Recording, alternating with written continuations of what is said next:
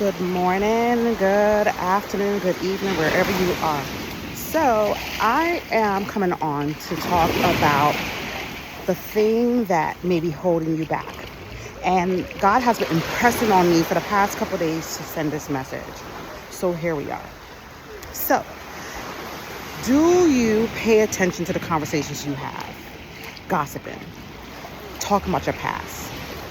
I want you to do this exercise, which is being conscious and paying attention to your lifestyle and to the things that you often talk about.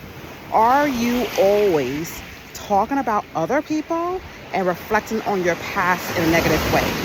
If you are doing that, then there's a possibility, and not just a possibility, it is actually very true, that you are fixated on the wrong thought process, meaning you are not allowing yourself to meditate on the things that you want for your future, on the flow of life that you want to happen, on the positive things that you're calling in, because you are more in the negative space, reflecting on the past, gossiping about other people, just being so much in toxic conversations that you are not allowing yourself to be in a space of always thinking negatively.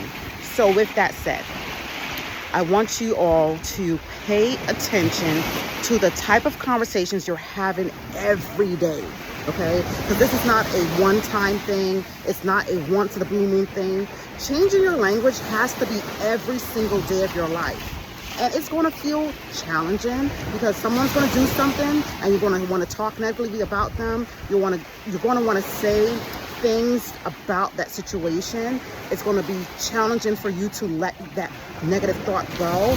But I want to encourage you to know that you have the ability to help control the feelings that you have. Meaning, if you choose to be in a toxic conversation, that means you're choosing to feel bad, okay? If you choose to have a conversation about prosperity and abundance and about, happiness and joy and love, and that is the vibration that you're staying in, therefore, those are the things that you're going to feel, and those are the things you're going to bring in, okay? So it all correlates. So I'm not going to be with you long. I want you to stick with me a little longer to understand what it is you need to do. You're going to have to fight those negative thoughts and choose positive words instead. Now, it might be hard for some people initially, but I can guarantee you, the more you put it into practice, the more it's going to become your lifestyle.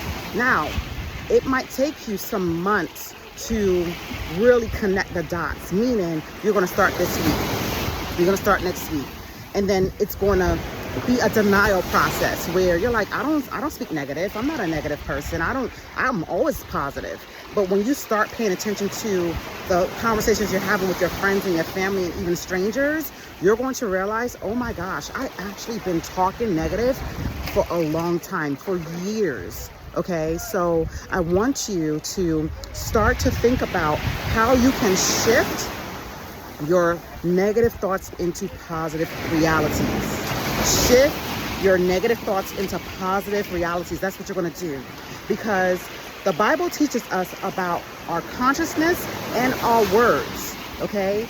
In James, I want to say chapter 3 or 4, it speaks about the tongue and how our tongue is like fire and how our tongue can create hell. So, are you creating hell in your life by the things you're saying? Life and death is in the power of the tongue. And we have to relate it to something that's biblical, meaning God is teaching us all the things we need to know how to live this life. And he's given us the tools and the keys to open doors. And it all starts with how you speak. God has reminded me several times that it is my words that control my future. So I'm going to say to you, it is your words that control your future. So how can you do better about what it is you're calling into your life, okay? So I want you to take this challenge, speak positive, and call in what you want.